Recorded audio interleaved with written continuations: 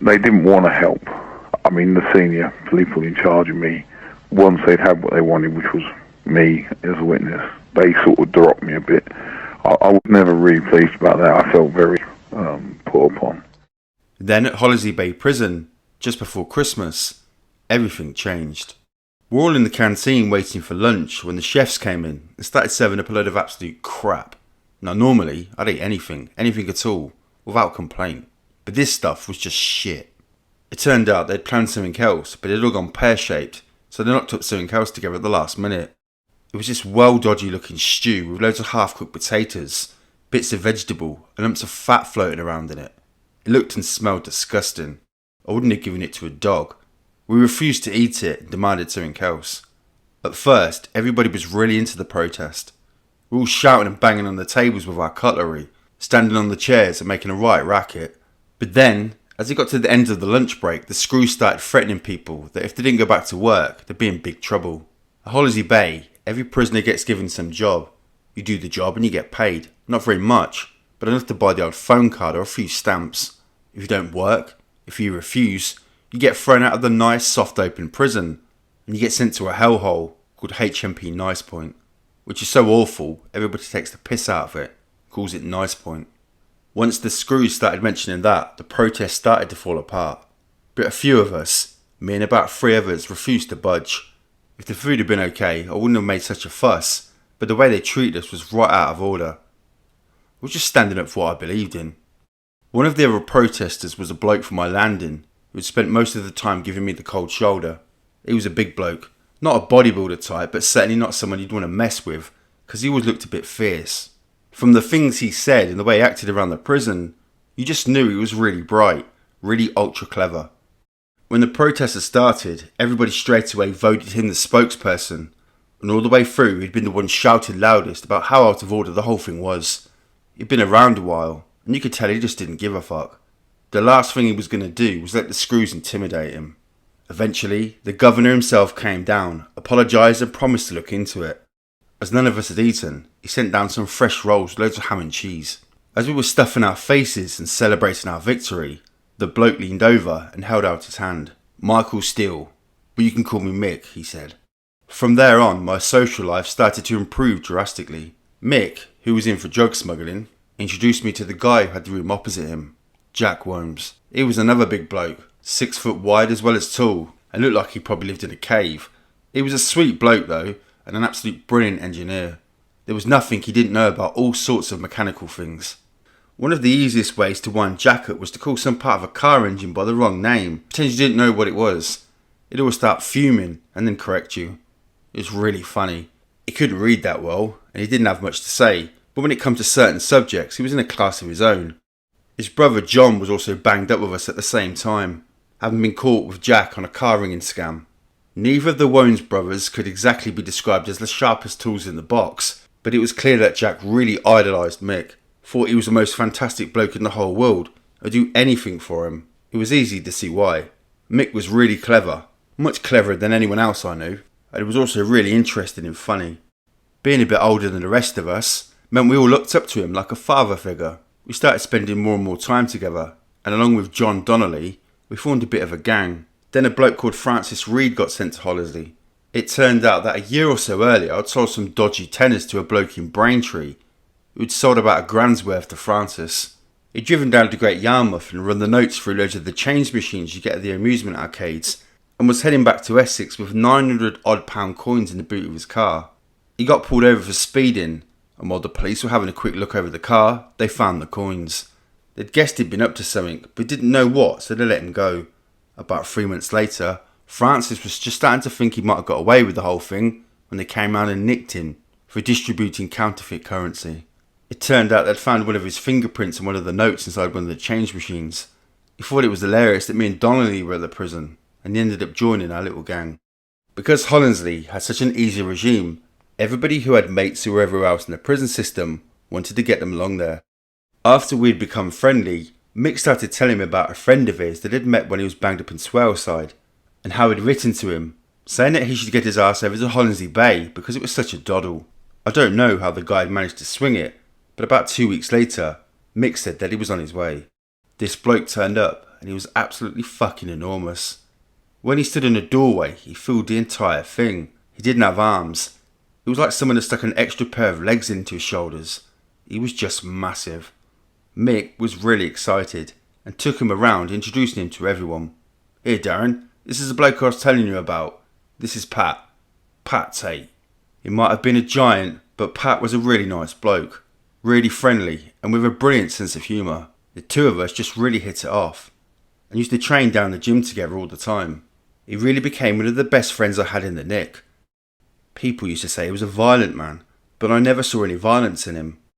He was only a 12-year-old when he first got into trouble. He'd found a wallet on the roof of a parked car with more than £300 in it. It turned out to be the fund for a police Christmas party. He blew the lot on leather jackets and a record player for him and his mates. They took cab rides to fancy restaurants in Cambridge and tipped the drivers, which must have been the equivalent of a week's wages. When the police finally tracked him down, the other boys had been bragging about what they'd been getting up to. He got sent to an approved school. When Pat was straight, and in them early days, that was most of the time, he talked about how awful it was. He really felt bad that his dad beaten him, and his mother and his brother, and the fact that his parents had split up when he was just 5, had this huge effect on him. I spent a lot of time in his cell. He didn't invite many people in, and he really opened up to me.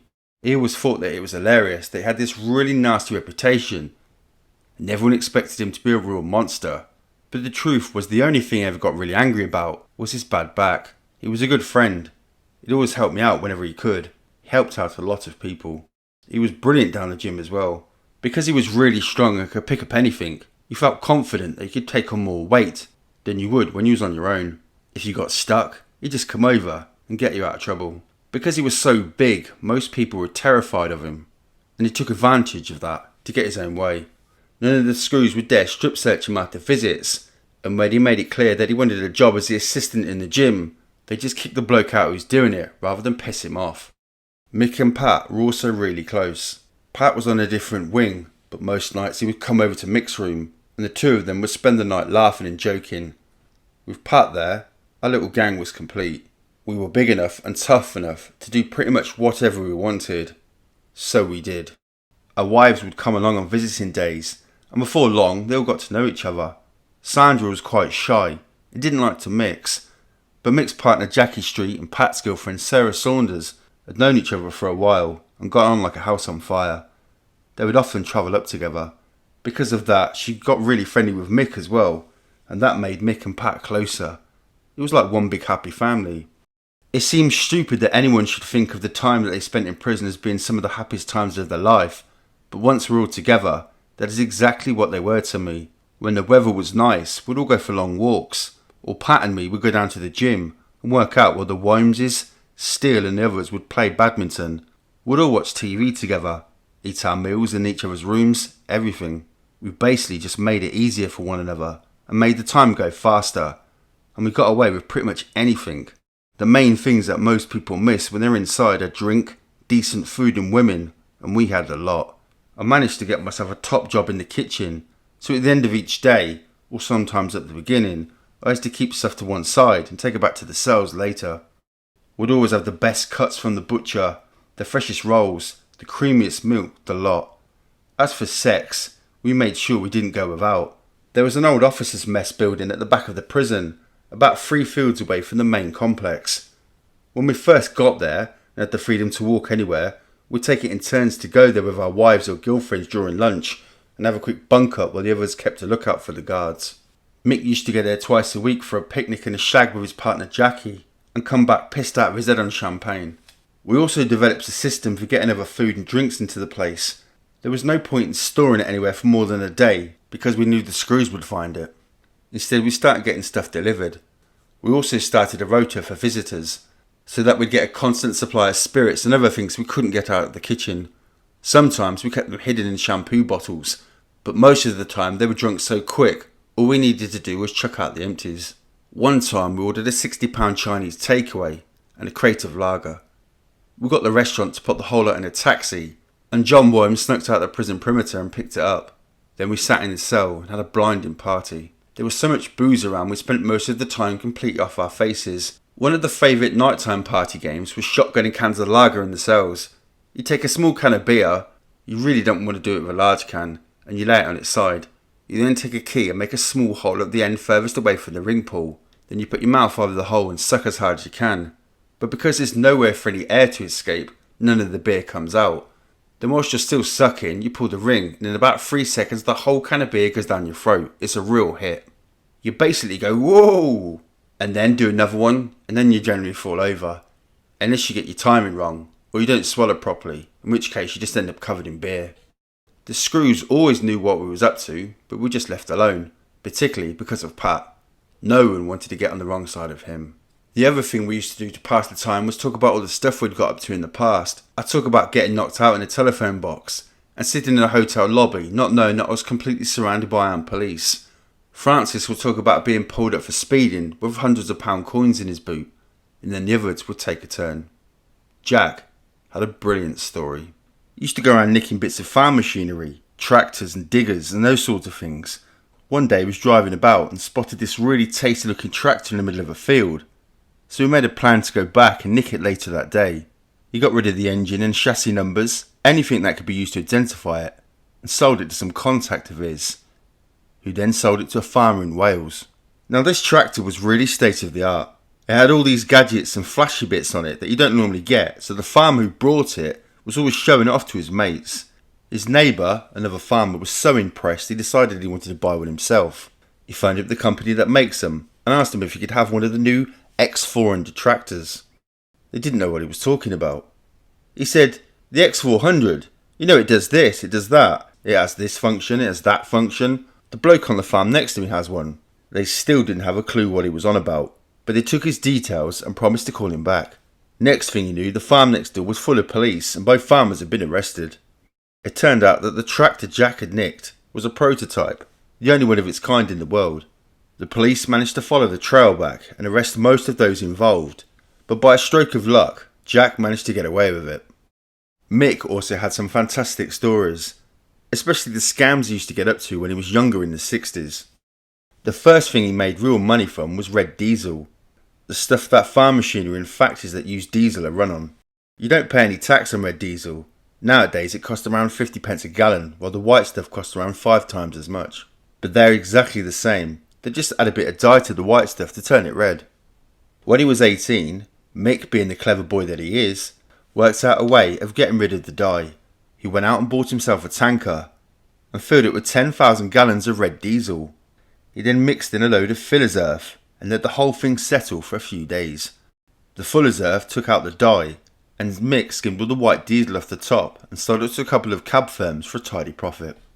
It was a slow process and difficult to judge how much fuller's earth you needed, so when Mick found this garage in the middle of nowhere where this bloke who ran it added the dye himself, he came up with a different approach. Mick went in with his tanker and asked for 10,000 gallons of red. The bloke filled it up and then went out to add the dye. Mick offered to give the guy a fistful of cash if the dye somehow didn't make it into the tanker. So the bloke just split a bit around the hinge to make it look like he'd done it, and then Mick drove off. He sold the whole lot immediately for 3 times the price, then went straight back to the garage. And that was the beginning of a brilliant criminal relationship. Now the trouble is, the red diesel only has a few specialist uses. It's not really the sort of thing that you can sell tens of thousands of gallons of in the height of the summer. Yet this tiny garage in the middle of nowhere had sold more than 500,000 gallons of the stuff in less than 3 months. The firm that owned the garage launched a major investigation and the bloke got sacked, while Mick got 18 months. Then there was Pat Tate. His whole 10-year sentence was purely down to the fact that he'd been off his face in a Happy Eater restaurant in Basildon one day. He'd basically gone there after a weekend of non-stop clubbing with his girlfriend Sarah Saunders and got into an argument over the bill. He'd hit the cashier and nicked £800 out the till. He and Sarah had both got arrested, and Pat was found to have loads of cocaine, speed and puff on him. A couple of weeks later, he was in the Ballaricki Magistrates Court on a routine remand hearing when he gave the signal to his brother Russell and a couple of mates who were in the public gallery. They all started attacking all the police officers in the court, and Pat, after getting a few kicks in himself, vaulted over the dock and made a dash for the door. There was a motorbike waiting for him outside. He jumped on it and vanished. He buggered off to Spain and was doing fine for a few weeks when he made the mistake of visiting Gibraltar. He got rearrested at the border and was brought back a few weeks later. Tate also used to do a lot of armed robberies on jewellery shops. He always had loads of girlfriends and used to give them all sorts of chains and rings and things to keep them sweet. He ended up in court over it once, and this ex of his got up and started giving evidence against him. He shouted over the dock, "One more word and I'll fucking kill you." And she decided she'd said enough. For some reason though, it never went any further. It was a bit weird with Pat. He seemed to have got away with a lot for no good reason. Some of the stories about what he'd done in the past didn't quite add up, but no one seemed to be bothered. We were too busy having a good time to take much notice. In fact, I had such an easy time inside, there was no way it was going to pop me off committing another crime. If I'd gone there and it had been absolutely fucking horrendous, I would have never even considered reoffending. But because I went there, did the time, made some friends and had a big laugh, it didn't bother me. It made the whole thing into a bit of a game. It meant that when I did something wrong, the last thing on my mind was going back to prison. The only thing I cared about was making sure that I wasn't going to risk going away again. To make sure it was something a bit more profitable than counterfeit money. You see films like Midnight Express, but they hose the inmates down and people get beaten up by the guards. And I'm sure that for some people, it's like that. But where I was, there was people literally desperate to get in. There used to be these stories about when it gets to Christmas time, all sorts of tramps and people throw bricks through windows, then stand around waiting to get arrested. And when they do, they tell the magistrates to fuck off, just to make sure they get sent to prison. Well, it really happens. I met loads of them. They'd talk about the fact they got fed, and it was warm, and they could have a good time, and as far as I was concerned, they were right. We actually had some people, real villains, who didn't want to leave. I remember one bloke on a landing who actually started crying when he was granted parole, begging the screws to let him stay. He was going, "I've made so many friends. I'll never make friends like it again." I couldn't believe what I was hearing. I was saying to him, "Mate, you're getting out. You can get on with your life. Just fuck off and enjoy it." In the end, they let him stay for the weekend so we could watch the football team from his unit playing all the others. At first I thought it was crazy, but pretty soon I sort of knew how it felt. As far as I was concerned, the friendships that were made in prison were going to last for life. You spend so much time talking, so much time together, sharing, helping, all that kind of thing. You can't help but get attached to people. We spent virtually the whole time laughing and joking and saying this was the way every prison should be. And like the guy didn't want to leave, there was this little part of me that hoped it would never end, even though I knew it would have to one day. A few months on, John Worms was caught smuggling one of the many Chinese meals into prison and was shipped out to High Point. A few weeks later, Pat followed him, mainly because the screws were shit scared of him because of his size and because he was getting more and more out of control. It was still nice to meet the others. A couple of months after he left, around May 1993, Mick received parole. Then finally Jack and Fran got to the end of their sentences and were allowed to go home, and that was the end of our little gang. I still had 7 months to go before my sentence ended, and suddenly I felt like my world had ended. I was all alone. When I'd first been sentenced, I was getting letters from family and friends on a regular basis, but the novelty soon began to wear off. The only letter I got in the last few months was from Mick. It was only because he'd lost a circuit diagram that I'd drawn up for him. I was finally released on the 17th of May 1994. I'd made a few calls the night before, but none of my so-called friends wanted to pick me up from prison. I think they were afraid that somebody might see us together, or they'd be tired with the same brush as me. In the end, it was Jack Worms who drove over and took me back to Essex. Once I was back on the outside, I started off working for my younger brother Graham, laying patios and doing landscape work in gardens. Before I went away, we'd always been pretty close, but when I got out, we just argued all the time. It was unbearable. It turned out that he never wanted me to work for him in the first place, but my mum had put him under a bit of pressure. Got to look after your own and all that. I ended up quitting after a few weeks. I tried setting up businesses on my own, but just couldn't find any customers. I didn't have any recent references, and it all got a bit tricky when they asked what I've been up to for the last couple of years. In July, another one of my brothers, Jonathan, asked me to work with him. Again, there was huge arguments within the family. His wife and father-in-law weren't happy about him employing someone who had a criminal record. As far as they were concerned, I couldn't be trusted. I finally got work with a friend of mine, Ricky.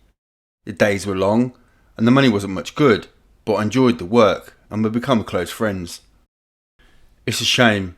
If the money had been better, I think I'd have managed to stay on the straight and narrow, but as it was, I knew that I was still the same person that I always was. If the right opportunity came along, I'd be tempted all over again.